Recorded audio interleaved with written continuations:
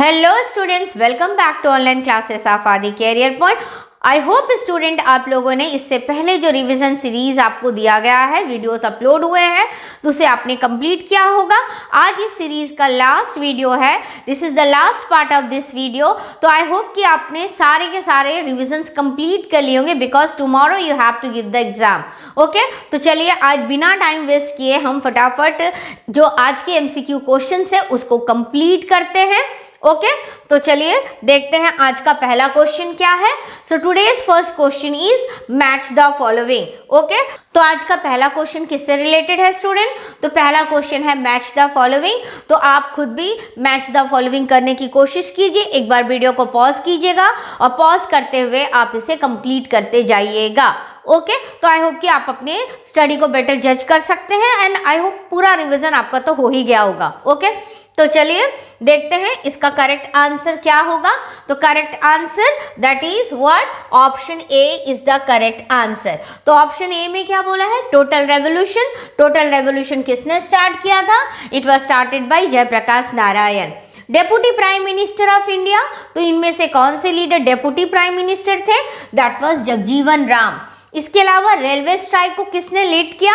Railway strike was led by George Fernandes and the founder of Lokdal political party it was Chaudhary Charan Singh. Okay, now the next question, who among the following led the national fund government in 1989 with the help of outside support of the left front and BJP? तो 1989 that is one of the very important period of Indian politics. This period is known as for what? This particular time period is known for the beginning of the coalition government, right? So this is the first time when actually the coalition government formed at the center, and it is formed with the support of BJP and left front government. So who was the prime minister? It was VP Singh. Okay, now the next question, under which plan the Organization for European Economic Cooperation was established? तो European Economic Cooperation was established under which plan? तो student ये जो plan जिसके basis पर European economic corporation बनता है, it was actually जो है आपका एक इकोनॉमिक एड था and this economic aid provided by US ने इस इकोनॉमिक एड को प्रोवाइड किया था for economic redevelopment of the west European countries after the 1945, that is after the second world war. Okay, so what will be the correct answer? Correct answer is option B, that is Marshall Plan. Okay, now the next question, which organization become a forum where the West European state begin to cooperate on what? On trade and economic issues. तो कौन सा ऐसा organisation बना जहां पर आपके waste European countries जो है, वेस्ट यूरोपियन स्टेट जो है, begin to cooperate on trade and economic issues? तो ऑप्शंस देख लीजिए, that is option A organisation for European political cooperation, option B organisation for European economic cooperation, option C organisation for European military cooperation and D any other organisation. तो इनमें से कौन सा organisation है या फिर कोई भी नहीं है, इसके अलावा कोई दूसरा है? So let's check the correct answer. Correct answer is option B, that is organisation for European economic cooperation. Okay, now the next question, what was the Marshall Plan? तो अभी मैंने आपको बताया Marshall Plan was what? It was actually an economic aid given by whom? Given by US. To whom it was given? To the Western European countries. Okay, and why only I am saying about Western European countries? Because most of the East European countries were sided with USSR. Okay, now the next question, the early 1990s saw the era of what? Number 1 liberalization, B privatization, C globalization and D all of the above. So let's check the correct answer, that is option D, that is all of the above. The era of 1990 is actually the beginning of liberalization, privatization and globalization. Okay, now the next, the third democratic upsurge is based on the principle of what? A survival of the fittest, B survival of the meanest and C survival of fierce and D survival of the ablest. तो third democratic upsurge. तो what is this democratic upsurge student? तो democratic upsurge का मतलब होता है that is participation of the people in the democratic process और democratic politics of a country is actually called democratic upsurge. Okay, तो इनमें से कौन सा जो है that is the principle on which the third democratic upsurge based. So let's take the correct answer. Correct answer is option D, that is survival of the ablest. Okay, तो जो able होगा वही सर्वाइव करेगा। Okay, तो there were 3 democratic upsurges. Okay, तो 3 democratic upsurge थे, first, second and third, and the first democratic upsurge is the period of what? It is the period of 1950s till 1970s. okay, ये 1950s से लेकर 1970s का period है and this period is actually based on adult voters. okay, India के जो adult voters थे to democratic politics both at the center and in the state as well. ठीक है, तो जितने भी adult voters थे जो हमारे देश में 1951 से वोटिंग कर रहे थे यूनिवर्सल एडल्ट फ्रेंचाइज के बेसिस पर, तो ये वो फेज था जिसमें कांग्रेस का डोमिनेंस था and people have full trust on Congress party. Okay, and the second democratic upsurge. Now what is the feature of this second democratic upsurge? और ये second democratic upsurge यानी कि second wave of democratic politics में लोगों का participation एक नए तरीके से जो शुरू हुआ वो कब से शुरू होता है? That began in 1980s और 1980s का जो politics है that is centered on SC, STs and OBCs. okay, and the third democratic upsurge जो कि आपके अर्ली 1990s से शुरू होता है and that is the period of liberalisation, privatisation and globalisation. Okay, now the next question. The third democratic upsurge seeks to promote the dash who constitute a significant chunk of Indian society.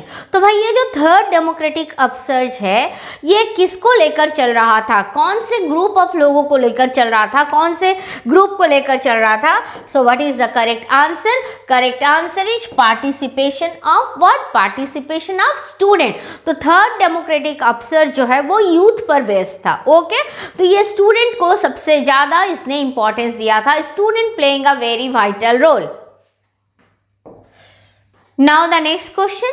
Arrange the following events in chronological order and choose the correct option. So the first event is about what? That is Soviet invasion. And where it was? It was in Afghanistan. तो अफगानिस्तान में Soviet union ने कब attack किया था? It is in 1979.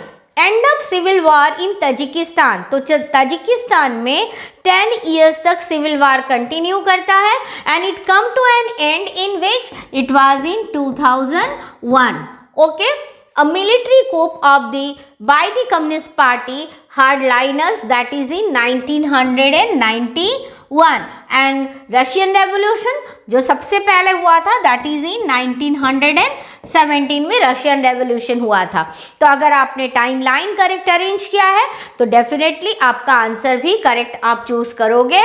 So what will be the correct answer? Correct answer is option C, that is 4 will come first, that is your Russian revolution. Russian revolution के बाद में the Soviet invasion of Afghanistan, then comes that a military coup by the Communist Party hardliner and the last one that is the end of the civil war in Tajikistan. Okay,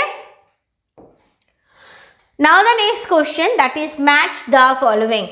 So student, this particular topic, this particular question is actually taken from the environmental जो chapter है आपका world politics, environment politics वहाँ से लिया गया है and there it was mention about the tribal communities, indigenous people, right of the indigenous people. तो आप उस पर्टिकुलर चैप्टर को जरूर से पढ़िएगा. वहाँ पर कहाँ कौन सा प्रोटेस्ट होता है, एनवायरनमेंट के प्रोटेक्शन के लिए कौन सा प्रोटेस्ट होता है, उस टॉपिक को आप कंप्लीट कीजिएगा. common but differentiated responsibility, Earth Summit, Kyoto Protocol, right? When did India sign and ratified Kyoto Protocol? ये आपके important question है उस particular chapter से, okay?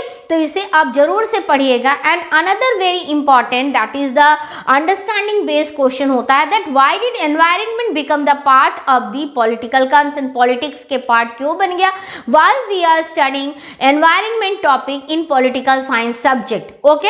And common property resources जो है ये टॉपिक आप वहाँ से जरूर से पढ़िएगा जो आपके इम्पॉर्टेंट है. तो आप जितनी भी टॉपिक आएंगे मैं उन हर टॉपिक में आपको एक बार रिकॉल कर दूंगी कि आपको वहाँ से कौन सा इम्पॉर्टेंट पॉइंट पढ़ना है.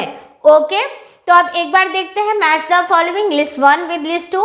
Indigenous people of Cordillera region, Mapuche, tribal people of Chittagong hill tract and Kuna tribe. Okay तो देखते हैं करेक्ट आंसर क्या है. Correct answer is option A. What is that? Indigenous people of Cordillera region. तो Cordillera region कहाँ पर है student? It is in Philippines. Okay second है मापुचो, ये कहाँ से रिलेटेड है? ये है आपके Chile. Tribal people of the Chittagong hill track, तो आई थिंक ये आंसर तो सबको आना चाहिए, that is in Bangladesh. And the next one that is Kuna tribe, कहाँ से है? East of Panama Canal. Okay तो rights of the indigenous people जो टॉपिक है वहां से ये है, आप इसे जरूर से पढ़िएगा. Now the next question, it is related with UN. तो स्टूडेंट क्वेश्चन डिस्कस करने से पहले इस पर्टिकुलर जो टॉपिक है, चैप्टर है UN का, उसमें से आपको इंपॉर्टेंट पॉइंट बता दूं जो आपके एग्जाम के लिए वेरी इंपॉर्टेंट. आप उसे एक बार अगर नहीं देखें तो जरूर से पढ़कर जाइएगा. पहला that is how UN come into being, कि UN बनता कैसा है. UN का एक बार टाइमलाइन देख लीजिएगा. How many members are there at present, और मेंबर्स जो आपको इसमें से पढ़ना है वो मेंबर्स के आपको टाइप ऑफ मेंबर्स आप जरूर से पढ़िएगा कि कितने तरह के मेंबर्स है, that is permanent and non permanent members. Okay इसके अलावा जो very important topic that is about the reforms in the UN, that is reforms in the UN. UN में जो रिफॉर्म्स है, एक उसके स्ट्रक्चर को लेकर, एक उसके प्रोसेस को लेकर, दोनों रिफॉर्म के बारे में पढ़िएगा. और वहाँ पर और एक टॉपिक जो आपको पढ़ना है कि आखिर कोल्ड वार के बाद ऐसे क्या क्या चेंजेस इंटरनेशनल पॉलिटिक्स में हुए जिसके वजह से UN में रिफॉर्म बहुत ज़रूरी है. ओके और इसके अलावा इंडिया का परमानेंट कैंडिडेचर इन दी UN सिक्योरिटी काउंसिल, ये टॉपिक पढ़िएगा. ओके तो चलिए इस क्वेश्चन का आंसर सॉल्व करते हैं. Which of the following statements are true about the steps to be taken to make the UN more relevant as recommended by heads of all the member states who met in September 2005 to celebrate the 6th anniversary of the UN. तो UN के 6th anniversary को celebrate करने के लिए जब 2005 में सारे UN members मिले थे तब उन लोगों ने कौन कौन से मेजर्स को फ्यूचर में अडॉप्ट करने की बात कही थी, आपको उन मेजर्स को पहचानना है. ओके तो पहला बोला है creation of a peace building commission, second creation of a democracy fund, third making no war zones and fourth condemnation of terrorism in all its form. तो चेक करते हैं correct answer. So the correct answer is option C is the correct one, that is creation of a peace building commission, ये बोला गया था. Next creation of democracy fund and the fourth one that is condemnation of terrorism in all its form. तो एक बार check करते हैं कि क्या क्या यहाँ बोला गया था. तो पहला आपको पॉइंट मिल गया, that is creation of a peace building commission, acceptance of the responsibility of the international community involved in the case of failure of national government to protect their own citizens from atrocities. मान लीजिए किसी देश में कोई problem हो रहा है और वही देश की गवर्नमेंट जो है अपनी जनता को जब नहीं प्रोटेक्ट कर पाती है तो आखिर उन जनता का क्या होगा. ठीक है तो ऐसे कंडीशन में इंटरनेशनल कम्युनिटी जो है उन लोगों की रेस्पॉन्सिबिलिटीज उठाएगा. नेक्स्ट बोला गया है establishment of human rights council which was operational since 19 June 2006 and there was also an agreement to achieve what MDG that is called as the millennium development goals. And the next one condemnation of terrorism in all its forms and manifestation. creation of a democracy fund, and the last one, an agreement to wind up the trusteeship council. Yes, trusteeship council which was also an organ of the UN, जिसका wind up हो गया है और इसे लेकर एक agreement कि हाँ भाई अब इसकी जरूरत नहीं है. Okay. Now the next question that is also based on UN, that is assertion and reasoning. और ये जो क्वेश्चन है ये आपके कितने परमानेंट या नॉन परमानेंट मेंबर उसी से रिलेटेड है. एक बार चेक करते हैं. The membership of the UN Security Council was expanded from 11 to 15. याद रखिए यहाँ कौन से मेंबर की बारे में बात की गई है.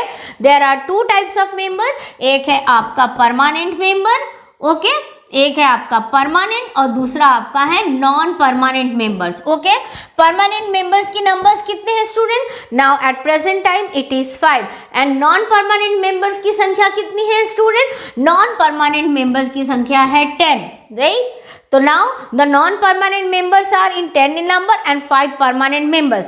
तो ऑल टोटल कितने मेंबर्स हो गए? All total there are 15 members. तो यहाँ पर ऑल टोटल क्या बोला? The membership of the UN security council was expanded from 11 to 15 in 1965.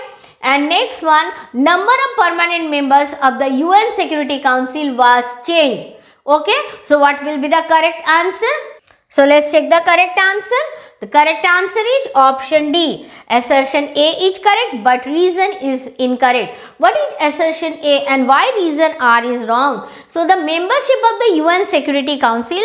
So here the statement is talking about the total number of the member of the UN Security Council. तो UN Security Council में पहले total members थे 11, बाद में वो बढ़ करके कितना हो गया?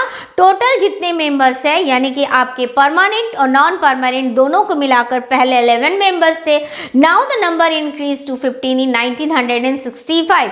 Okay, तो इसके पीछे क्या रीजन ये हो सकता है? That number of permanent members of the UN security council was change, इसलिए ये नंबर बदल गया.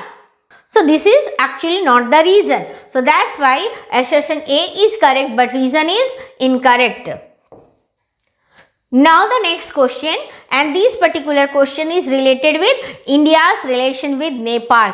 तो स्टूडेंट कंटेम्प्रेरी साउथ एशिया में से जितने भी कंट्रीज हैं उन कंट्रीज के साथ इंडिया का रिलेशनशिप कैसा होगा, इस पर आप शॉर्ट क्वेश्चन जरूर से प्रिपेयर कीजिएगा, उसे छोड़िएगा नहीं. आपको name of the members of the south Asia, name of the countries of the south Asia and the 2 dominant actors in the south Asian politics, ये नाम आपको याद रखने हैं.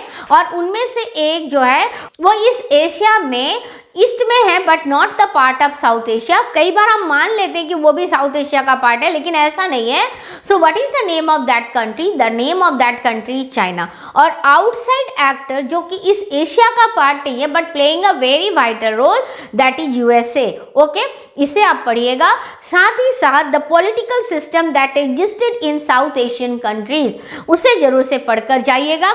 And the next important question जो आपको पढ़ना है, what is that? That is the unstable democracy in Pakistan. Reason क्या है ये जानना है, ये आपको पढ़कर जाना है, इसके पॉइंट याद रखिएगा. और साथ ही साथ इंडिया और चाइना के रिलेशनशिप्स आफ्टर 1970s के बाद कैसे थे, आफ्टर कोल्ड वार के बाद में दोनों के रिलेशनशिप में क्या चेंज हुआ, ये टॉपिक पढ़कर जाइएगा. इसके अलावा बाकी दूसरे कंट्रीज के साथ में इंडिया का कहाँ कहाँ डिफरेंसेस है और कहाँ कहाँ इन कंट्रीज के साथ कोऑपरेशन है या स्पेशल रिलेशंस है, इन पॉइंट को आपको यहाँ से पढ़ना है. तो चलिए अब क्वेश्चन देखते हैं. पॉइंट क्या बोला है क्वेश्चन में? that choose the correct statement about India's relation with whom? With Nepal. तो India and Nepal enjoy a very special relationship. India और नेपाल का बहुत ही एक स्पेशल रिलेशनशिप है, right. Next, India does not interfere in the internal affairs of Nepal. क्या लगता है India किसी भी एक सोवरिन कंट्री के इंटरनल मैटर पे इंटरफेयर कर सकता है? So we do not have any right.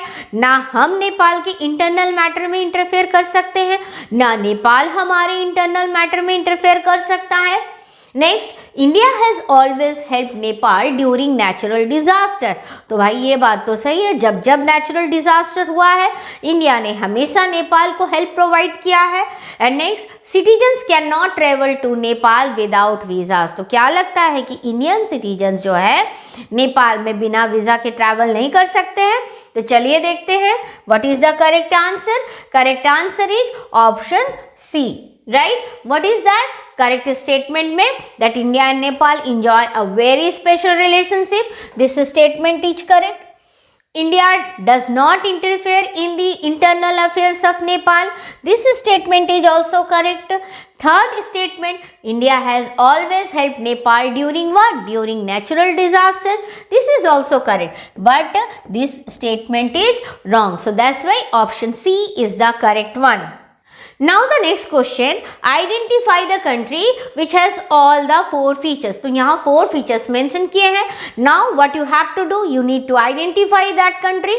तो number 1 statement, it is a part of India's look east policy. तो ये वो कंट्री है जो इंडिया के लुकिस पॉलिसी का पार्ट है। पॉइंट 2 क्या बोलता है? It came into existence with India's help. एक ऐसा देश जो किसके हेल्प से बना है? इंडिया के हेल्प से ही बना है। तो आई होप कि अब तो आपका आंसर क्लिक हो गया होगा, राइट। आप सबको समझ में आ गया होगा कि कौन सा देश इंडिया के हेल्प से बना है और वो देश कब बना? 1971 में बना है। तो आई होप कि अब आपका आंसर करेक्ट होगा। So let's check the correct answer, that is Bangladesh. Okay, तो बांग्लादेश एक ऐसा देश है जो इंडिया के लुकिस पॉलिसी का भी पार्ट है, इंडिया के हेल्प से बना है और इसके साथ बाउंड्री शेयर करता है and it is a secular and democratic country. Okay, now next question, which one of the following statement about India's relations with Pakistan is what? Correct or incorrect? तो question में पूछा गया है incorrect. तो student, this is the last revision series, लेकिन फिर भी मैं आपको बता रही हूँ कि करेक्ट और इनकरेक्ट नॉट में ये अगर आपको पूछा जाता है क्वेश्चन में, this is not the feature of this particular topic, correct है स्टेटमेंट या इनकरेक्ट है, प्लीज डबल क्वेश्चंस को पढ़िएगा आंसर लिखने के आगे। ओके, क्योंकि कई बार हम ऐसे क्वेश्चंस में कंफ्यूज हो जाते हैं।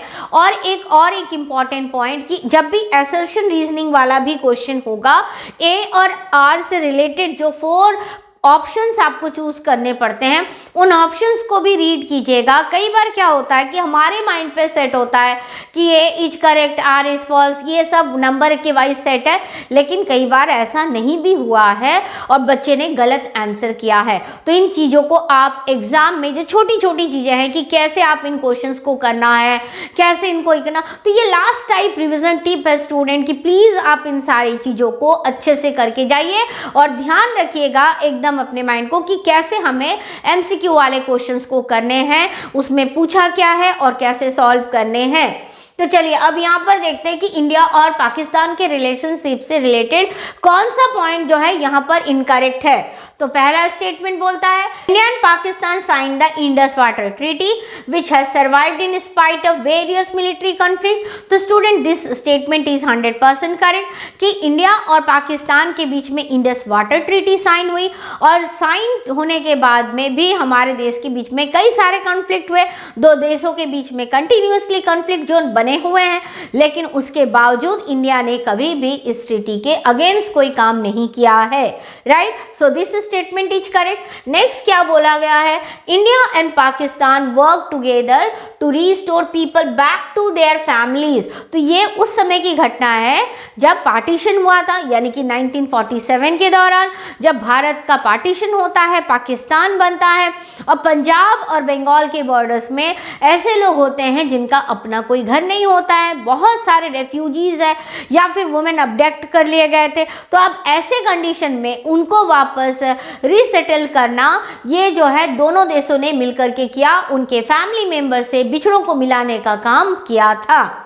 Next, India and Pakistan have signed a treaty of friendship to work against terrorism. तो आपको क्या लगता है कि इंडिया और पाकिस्तान ने मिलकर कोई ट्रीटी साइन किया होगा कि टेररिज्म को खत्म करेंगे? और अगर ऐसा होता तो भाई टेररिस्ट एक्टिविटीज तो नहीं होती। तो आई होप, चलिए देखते हैं आगे इसके बाद। तो India and Pakistan sign the Tashkent agreement in 1966। Yes, India और पाकिस्तान ने ताशकेंट एग्रीमेंट 1966 में साइन किया था और उस समय इंडिया के प्राइम मिनिस्टर कौन थे? इंडिया के प्राइम मिनिस्टर लाल बहादुर शास्त्री जी थे। ओके, तो चलिए करेक्ट आंसर चेक करते हैं। Correct answer is option C, this is actually the incorrect one कि इंडिया और पाकिस्तान के बीच में टेररिज्म एक्टिविटी को खत्म करने के लिए कोई फ्रेंडशिप एग्रीमेंट साइन नहीं हुआ है। Now the next question, which two group of countries belong to the second world countries? तो second world countries किसे कहा जाता है? तो second world country कहा जाता है USSR को। ओके, तो अब इनमें से कौन से कंट्री जो है वो सेकेंड वर्ल्ड कंट्रीज के पार्ट है? तो इंडिया एंड पाकिस्तान। क्या इंडिया कभी भी यूएसएसआर के ब्लॉक में शामिल हुआ? तो नहीं हुआ। पाकिस्तान कौन से ब्लॉक में था? पाकिस्तान तो कैपिटल इसके साथ था। जर्मनी एंड इटाली था ही नहीं, तो बच गया फिर कौन? Russia, Ukraine, China and Japan. So what is the correct answer? तो correct answer is option C, that is Russia and Ukraine. Okay, now the next question, which one of the following was not a region? मैंने अभी आपको बताया student, not को हमेशा ध्यान रखिएगा। which is not a reason of partition of British India in 1947। तो British India का पार्टीशन का रीजन नहीं है।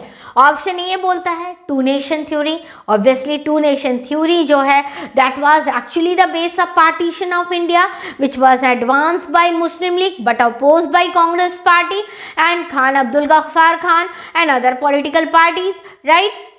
Next, the political aim of the Muslim League, C integration of princely state with India and the British policy to divide India. तो कौन सा statement इनमें से जो है वो आपके पार्टीशन के लिए रेस्पॉन्सिबल नहीं है? बाकी तीन statement responsible for partition. So let's check the correct answer. Correct answer is C, इसका इंटीग्रेशन ऑफ प्रिंसली स्टेट से कोई लेना देना नहीं है, लेकिन बाकी सारे जो पॉइंट है that is actually responsible for what? All those points are responsible for partition of British India. Now the next question, which one of the following statements does not justify India's claim to be a permanent member of the UN Security Council? तो student मैंने आपको बताया है कि इस topic को पढ़कर जाइए कि आप कैसे जस्टिफाई करेंगे इंडिया का claim as a permanent member of the UN Security Council, क्योंकि हम सभी चाहते हैं कि इंडिया UN Security Council का परमानेंट मेंबर बने, लेकिन परमानेंट मेंबर बनने के लिए कौन कौन से क्राइटेरिया प्रपोज किए गए और उन क्राइटेरियाज में से इंडिया कौन कौन क्राइटेरिया को फुलफिल करता है? तो चलिए आइडेंटिफाई करते हैं कि इनमें से कौन सा क्राइटेरिया नहीं है।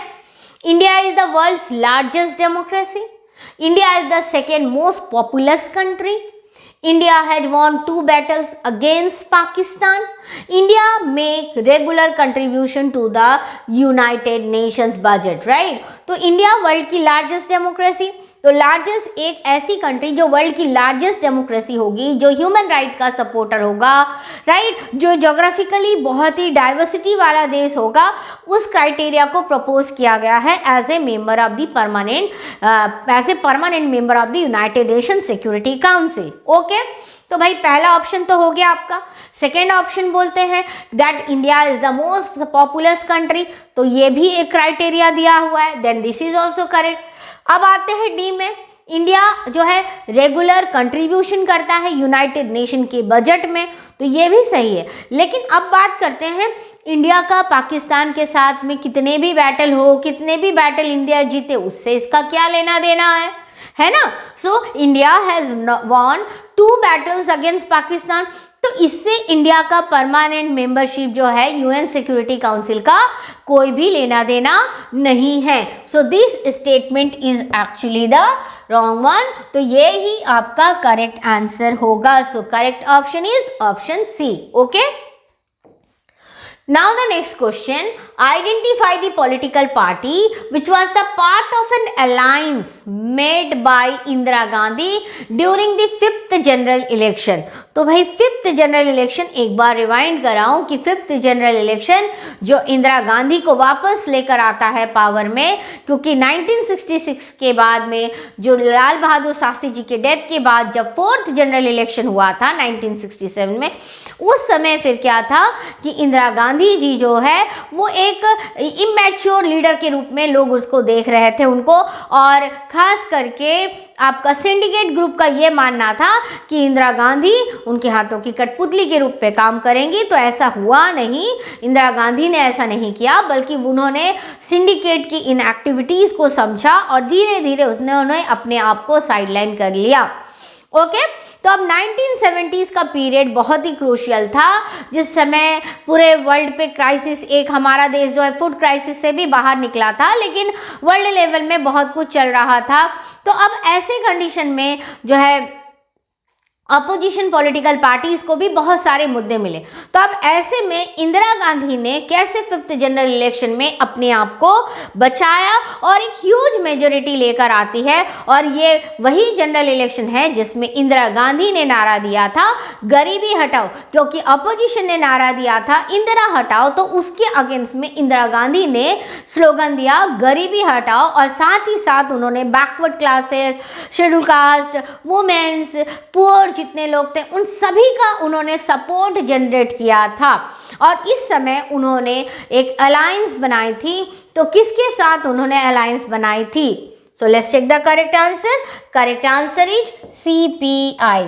ओके, CPI यानी कि कम्युनिस्ट पार्टी ऑफ इंडिया के साथ में इंदिरा गांधी ने अपनी अलायंस बनाई थी। और इंदिरा गांधी के अगेंस्ट में जो अलायंस बनी थी उसका उस अलायंस का, और इंदिरा गांधी के अगेंस्ट में जो अलायंस बनी थी उस अलायंस की बिगेस्ट डिफीट होती है। Okay, now the next question, identify the person who resign from his post due to Indo China war in 1962। तो स्टूडेंट, अब इंडिया से एक्सटर्नल रिलेशन जब टॉपिक में हम पहुंचे हैं, तो यहाँ से आपको क्या पढ़ना है? यहाँ से आपको पढ़ना है Nehru objective of NAM, right. Nehru ने नैम को लेकर के क्यों डिसाइड किया कि वाई इंडिया का policy based on NAM. Okay, Nehru ने कौन कौन से ऐसे पॉलिसीज अपनाए जिससे हम अपने देश की इकोनॉमी को आगे बढ़ाएंगे, उनका ऑब्जेक्टिव क्या था, ये जरूर पढ़िएगा। इंडो चाइना वार जो है, इंडो चाइना वार के कॉजेस को रीड कीजिएगा, और कॉजेस के साथ साथ कॉन्सिक्वेंस को रीड कीजिएगा, क्योंकि 1962 का इंडो चाइना वार और 1971 का इंडिया पाक वार दो एक ऐसे वार है जहां से एकदम अलग कॉन्सिक्वेंस निकल कर आते हैं।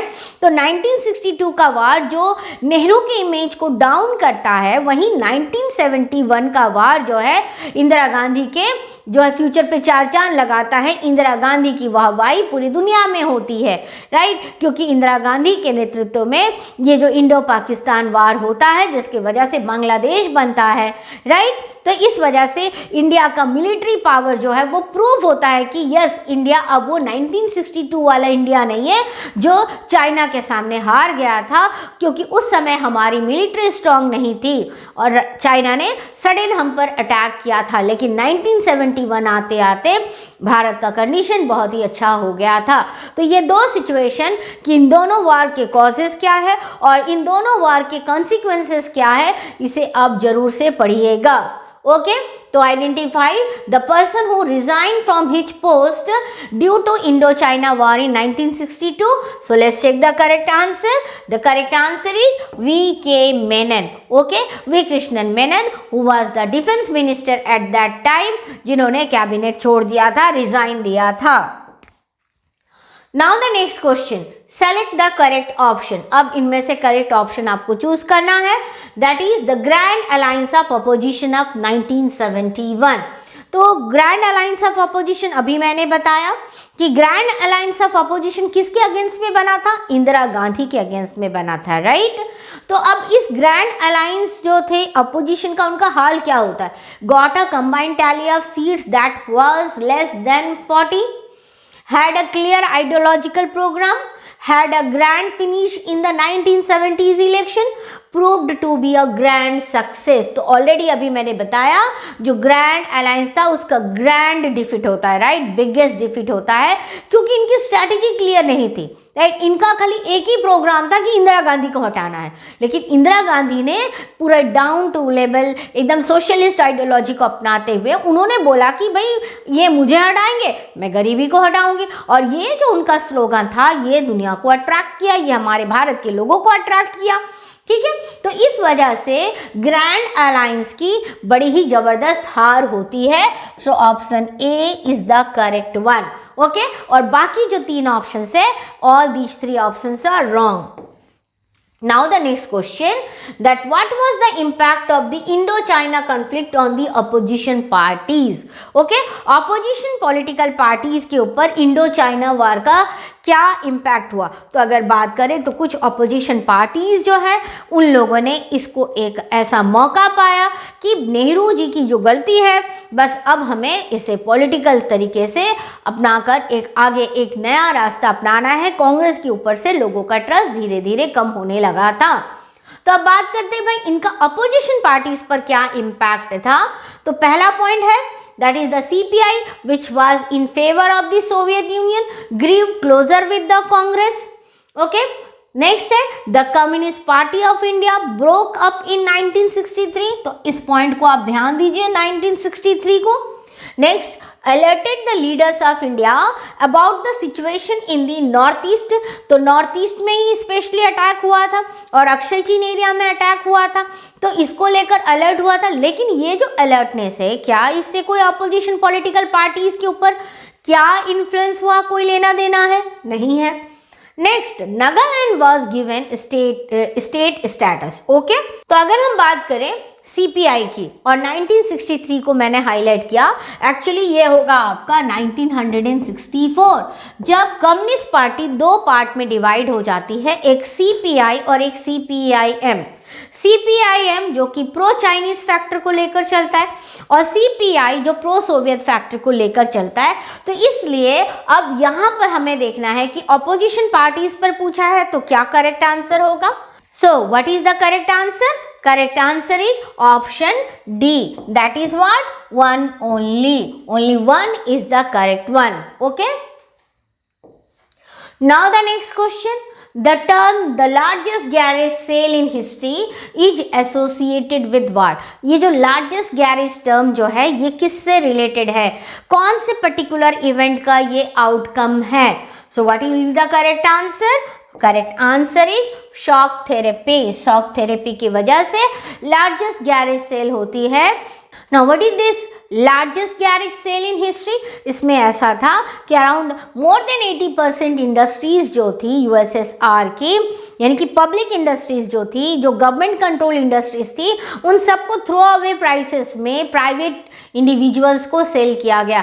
उनके इतने वैल्यूएबल प्रोडक्ट्स थे जिन सब की कीमत जो है वो 0 हो गई थी, समझ लीजिए ऐसी उसकी हालत थी। तो ये जो इवेंट है ये किसका आउटकम है? शॉक थेरेपी का। Now the next question. So student, this is the last question of today's session. Since the Nagpur session of the Congress in 1920, this principle was accepted that the reorganization of state would be on a linguistic basis. तो 1920 की जब हम बात कर रहे हैं, Nagpur session की बात कर रहे हैं, this means that we are talking about what? We are talking about pre independence era.